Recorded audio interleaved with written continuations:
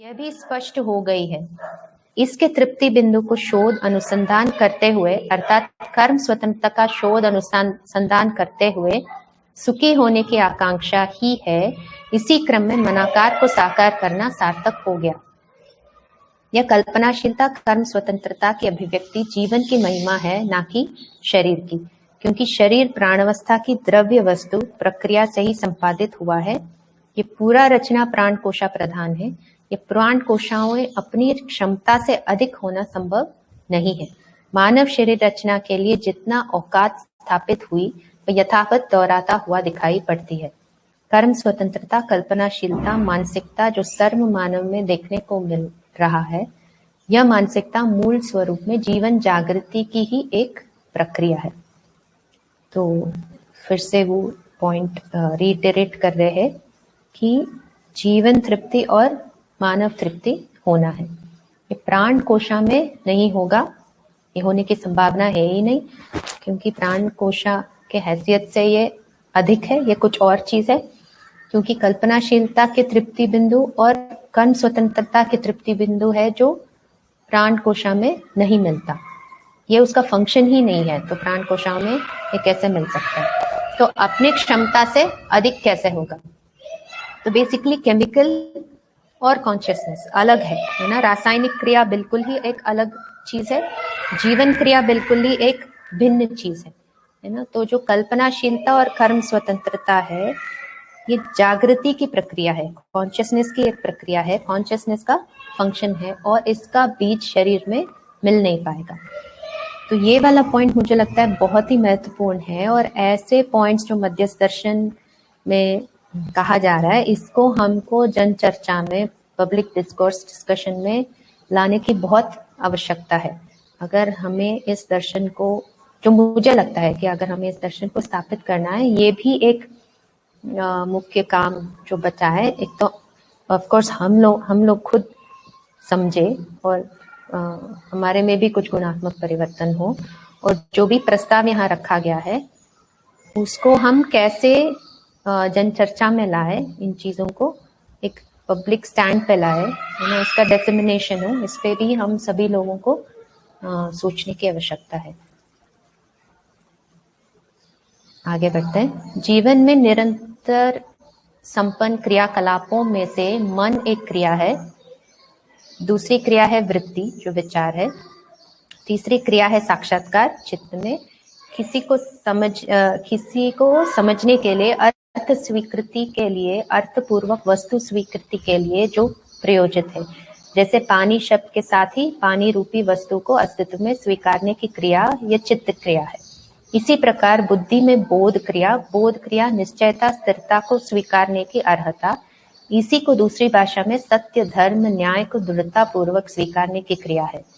पांचवी क्रिया अनुभव क्रिया की महिमा नित्य समाधान, नित्य सुख, शांति, संतोष, आनंद के रूप में सत्य को स्वीकारने, प्रमाणित करने और आनंद रूपी आश्वासन से परिपूर्ण होने की क्रिया है।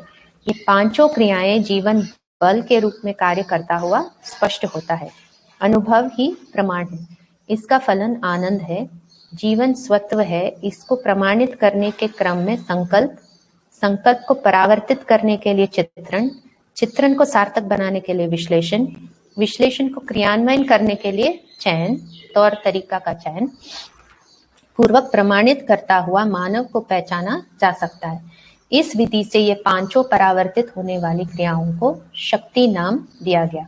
इसी बल को स्थिति, परावर्तित करने वाले क्रिया को गति नाम दिया है। इस प्रकार जागृत मानव का स्थिति गति जीवन क्रियाकलाप के आधार पर, अर्थात जीवन के स्थिति गति के आधार पर परस्पर पहचानने में आता है। शरीर रचना के अनुसार मानव का पहचान होता ही नहीं, ना कभी होगा। इसीलिए हमें जीवन में परिवर्तन पर ध्यान देना बनता है। परिवर्तन आज तक के प्रधान शोध अनुसंधान से साकार होने की गतिविधियां सुस्पष्ट हो चुकी है।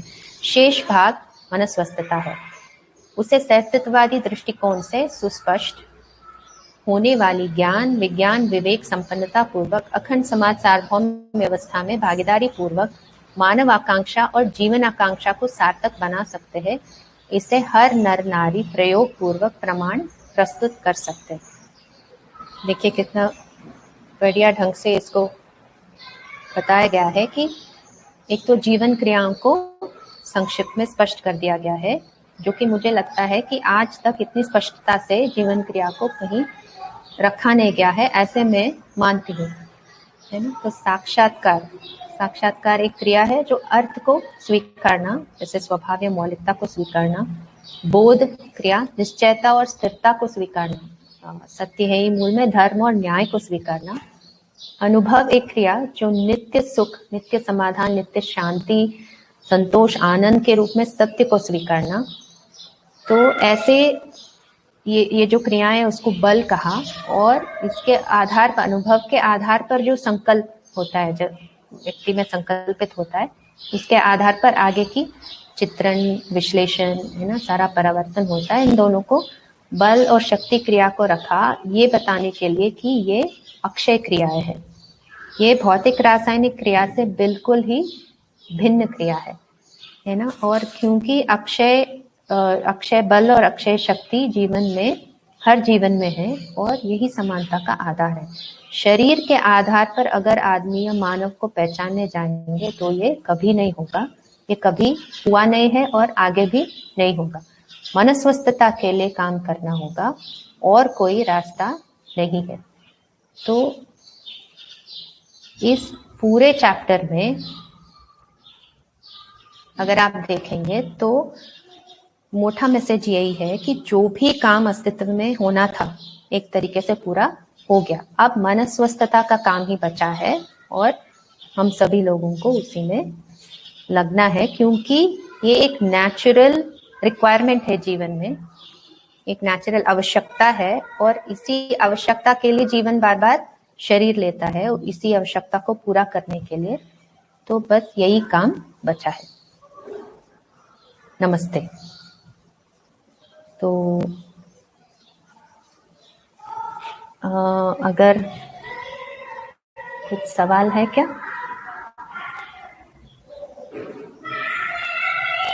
मानव शरीर सीधे सीधे आया या किसी अन्य जीव से आया, बताइए। ये तो एक तरीके से स्पष्ट ही है, सीधे सीधे आया मतलब कोई और इसके पहले जो भी ऑर्गेनिज्म रहा, इसके पहले जो भी प्राणी रहा, उसी से आया होगा, है ना।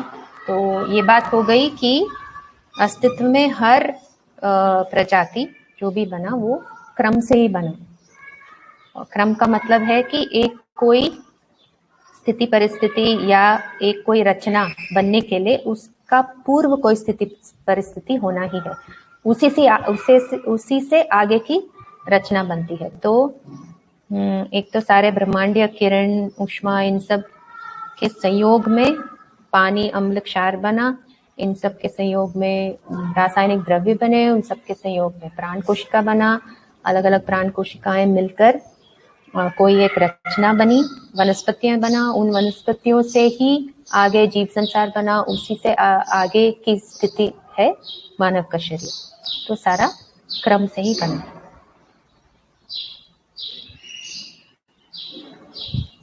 मेधस का विकार कब शुरू हुआ? समृद्ध मेधस और समृद्धि पूर्ण मेधस में क्या अंतर है? मेधस का विकार कब शुरू हुआ ये थोड़ा स्पष्ट नहीं है, विकार का मतलब से, और समृद्ध मेधस और समृद्ध पूर्ण मेधस में क्या अंतर है? ठीक है, जीवन और मेधस के बीच संकेतों का आदान प्रदान किस तरीके से होता है? अच्छा, जितना मैं इसको उत्तरित कर पाऊंगी, प्रयास करूंगी। पहले वाला क्वेश्चन मुझे बहुत स्पष्ट नहीं है, अगर उसको फिर से प्लीज एक बार बता दीजिए। समृद्ध मेधस और समृद्ध पूर्ण मेधस जो दर्शन में जो दिया गया है उससे मुझे जो समझ में आया कि जीव अवस्था में जो मेधस का जो स्थिति है वो समृद्ध मेधस है, और मानव में आते आते वो समृद्ध पूर्ण मेधस हो गया, क्योंकि वो कल्पनाशीलता और कर्म स्वतंत्रता दोनों को व्यक्त करने लायक एक संरचना बनी, जो कि जीवों में नहीं हो पाया। तो वो एक स्टेज है जहां पूरी तरीके से कल्पनाशीलता और कर्म स्वतंत्रता व्यक्त नहीं हो पा रहा है। अगला एक स्टेज है जहां कल्पनाशीलता और कर्म स्वतंत्रता का पूरा व्यक्त हो पाने लायक एक संरचना बनी हुई है, तो उस अर्थ में समृद्धपूर्ण है वो, है ना। साइंस के आधार पर अगर देखें, साइंस के अनुसार भी ऐसे ही कुछ है उनके टर्म्स में, जो मेधस का 3 मुख्य भाग वो बताते हैं। और जो मेधस का एकदम ऊपरी जो सतह है जिसको कॉर्टेक्स बोलते हैं, उसमें सबसे ज्यादा विकास हुआ है मानव के जो मेधस तंत्र में। तो इस तरीके से उसको समझ सकते हैं।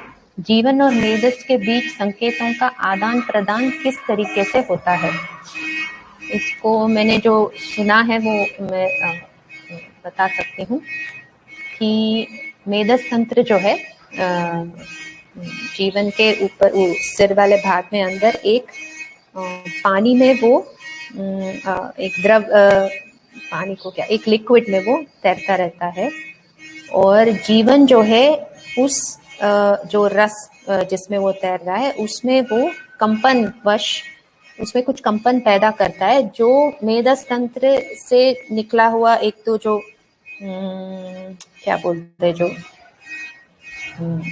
सेल्स का ही एक वो है, जैसे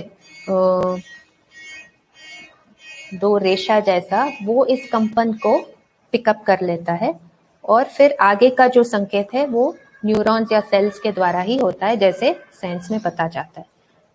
तो इसमें तो इतना ही मेरे पास सूचना है। घटनशील से घटनपूर्ण कैसा हुआ, कृपया डिटेल में समझाइए। उसमें ऊष्मा, दबाव, किरण और विकिरण का क्या रोल रहा और कैसे। इसको मुझे लगता है कि पहले 2-3 चैप्टर में खूब इस पे चर्चा हुई होगी, क्योंकि पूरा विकास क्रम का चर्चा है। तो कृपया उस ऑडियो उस वीडियो को सुन लीजिए, क्योंकि मुझे लगता है अजय भैया ने इसको एक मतलब पूरा क्रम से इसको बताया गया हो। तो अभी मैं इसमें नहीं जाऊंगी।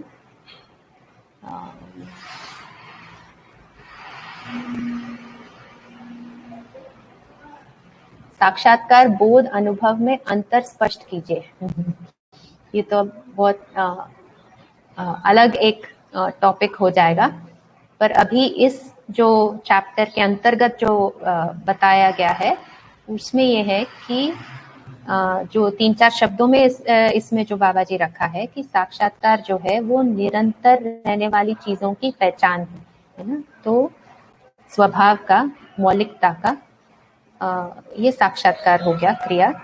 बोध जो है न्याय और धर्म को और व्यवस्था को जो पहचानने वाली क्रिया है, और अनुभव जो है एक तरीके से व्यापक में अनुभव होने की क्रिया है, जो कि तृप्ति वाली क्रिया है, और ये सत्य को पहचानने वाली क्रिया। तो संक्षिप्त में इतना ही अभी रखूंगी। इट मे बी विकास, अच्छा वापस इस क्वेश्चन पे जाएंगे। मेधस का विकास कब शुरू हुआ? अच्छा, इसको अगर देखें तो जो भी एक ऑर्गेनिज्म में एक तरीके से सेंट्रल पॉइंट से कंट्रोल होता है, मतलब अगर आप प्राणावस्था के इकाइयों या पेड़ पौधों को देखें, ऐसा नहीं लगता कि कोई एक ये एंड स्ट्रीम बता रहा है, ठीक है। कोई एक सेंट्रल भाग से उसका पूरा संचालन हो रहा है, ऐसा नहीं लगता। पर अगर आप कीड़े मकोड़ों को देखेंगे तो ऐसा लगता है कि एक कोई सेंट्रल, वैसे पूरा मेधस वहां बना नहीं है, पर सेंट्रल नर्वस सिस्टम से पूरा ऑर्गेनिज्म संचालित होना शुरू हो जाता है।